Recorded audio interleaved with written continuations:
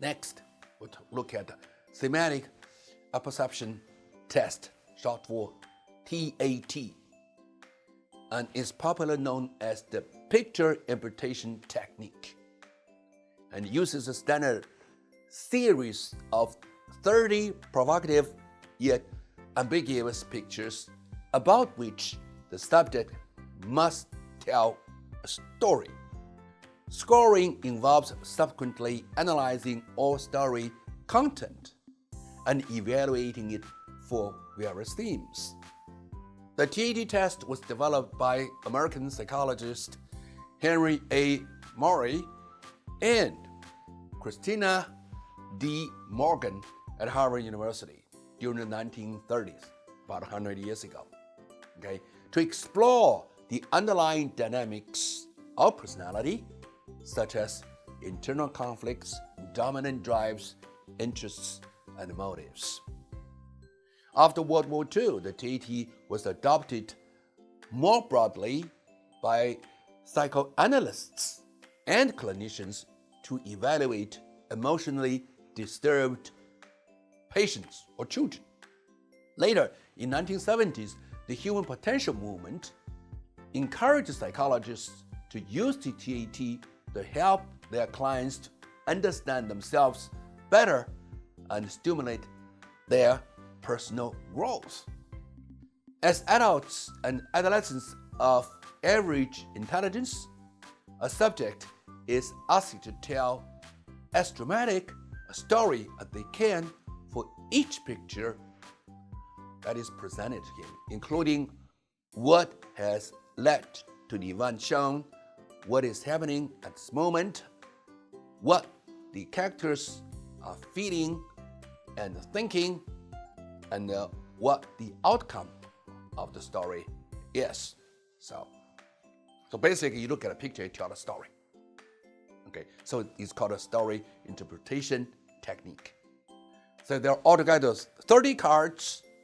They're meant to be divided into series of 15 pictures each, with the picture of the second series being purposely more unusual, dramatic, and bizarre than that of the first.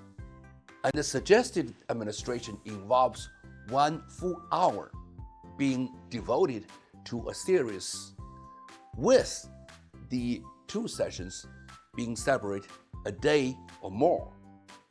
That means you do this for day 1 and do another set in day 2. And several cards in the test are present in order to ensure that the subject is able to be provided with cards picturing individuals of the same gender. Now, having said all of this, you may wonder, what is this TAT after all? And here is why.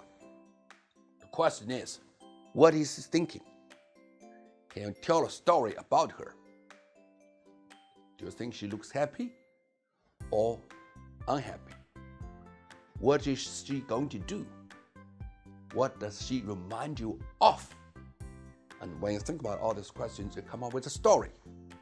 You can put down your story in 100 words, with 300 words, with 500 words.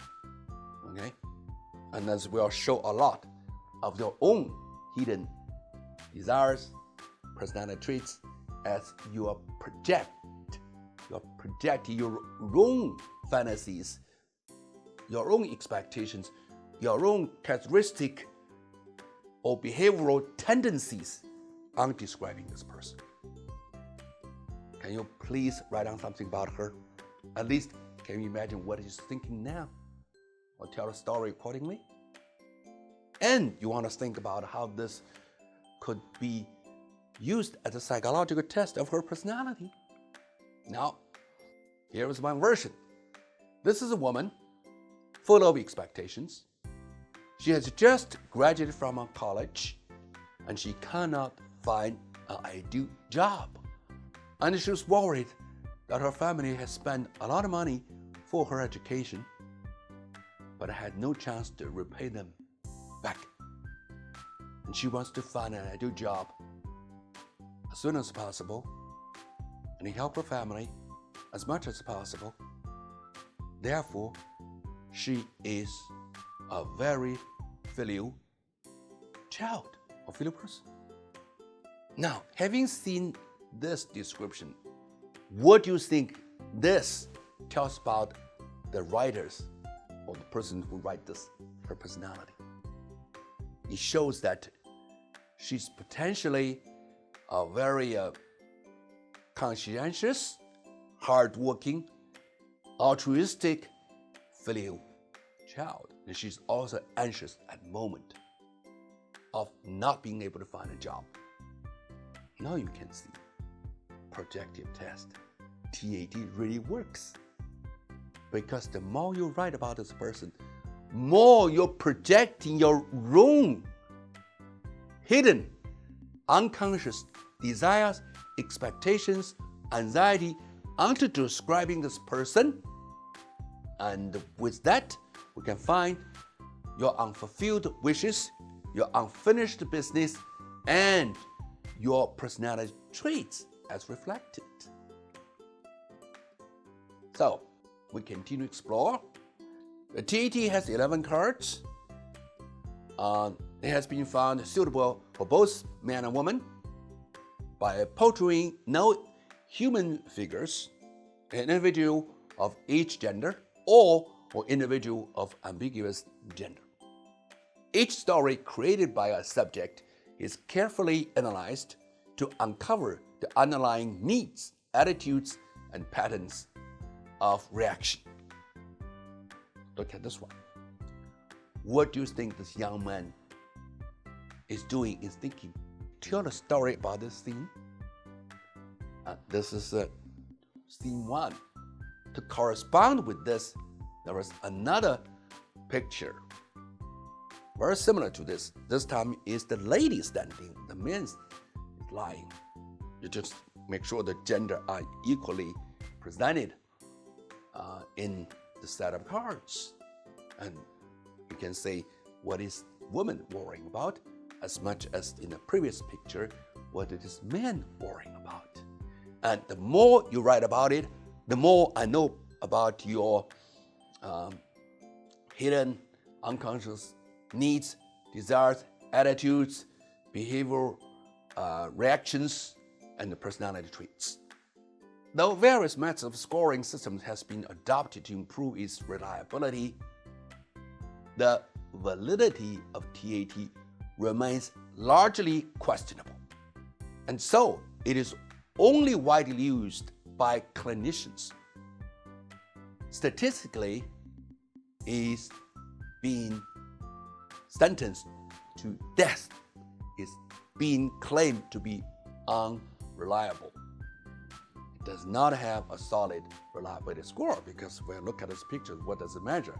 Your anxiety, your expectation, your hope, your ambition? We don't know, because it's so multidimensional. But when clinicians ask the patient to tell stories from watching these cards, the clinicians quickly find something that is useful for the clinical purposes. So TAT remains widely used as a tool for researchers around areas like psychology, about dreams, fantasies, mate selection, and what motivates people to choose their occupation. And it's also used in psychiatric contexts to assess disorders thinking, the forensic examinations to evaluate crime suspects, or to screen candidates for high-stress occupations.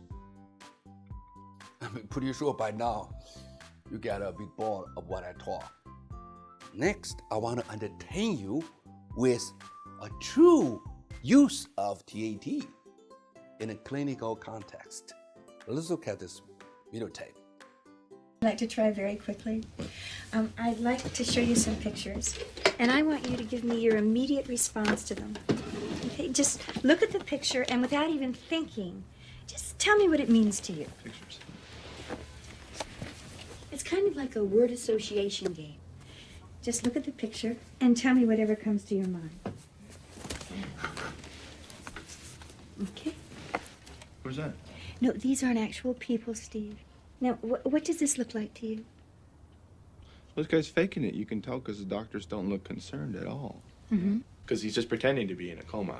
Because he knows that if he comes out of the coma and opens his eyes, he's going to see his bill. So obviously he's feeling better, but he just stays in a coma so he doesn't have to pay his bill.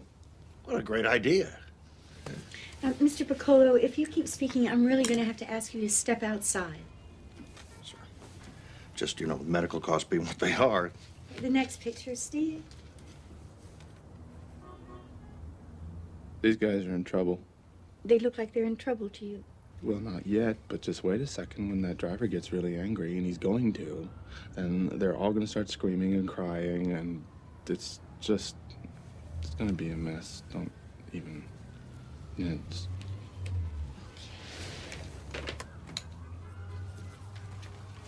This one. She sneezed. Anything else? She sneezed by the door. Mm-hmm, mm-hmm.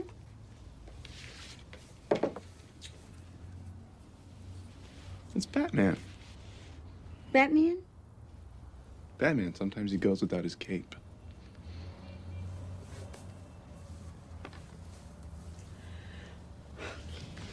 And this is the last one.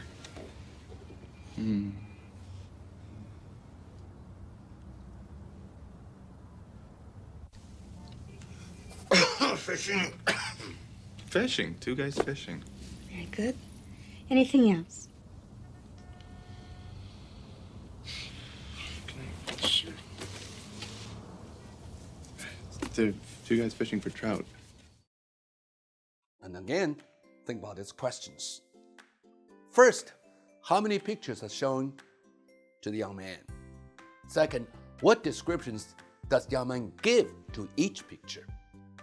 And thirdly, what do you learn about the personality traits of the young man from his descriptions? Let's look at the results, okay? Here you can see there are 5 pictures presented. The first, patient in the ICQ room. The second, passenger in a bus. The third is sneezing lady. The fourth is suicidal man. And the fifth is an old man and a child fishing together. Now look at the young man's response to the first picture, the patient in the ICQ room. The patient is faking a coma to avoid seeing his bills and resolving his financial problems. What does it reflect his personality? Well, he's probably childish, egocentric, unconscientious, and irresponsible. Look at the second one, passenger in a bus. The young man's responses are the passengers will be in trouble as the driver will get angry and something awful is going to happen. All people will cry and scream. It's a happy moment, but he interpreted as an unhappy one. So he showed the young man is probably very childish, pessimistic, dislike happy moments. Third, the sneezing lady. The young man's response is the lady sneezed by the door. Nothing else. Well, this probably showed young man is pretty simple-minded, childish, unempathic. And at first, the suicidal man. The young man response is the Batman. Sometimes does not wear his dress. Okay, the special coat. Well, you can see the child responses. And the personality traits that are reflected here again, childish, careless, unempathetic. And finally, the old man and child fishing. Young man response is the two men fishing, nothing. You can see young man response is lack of desire for interpersonal harmony.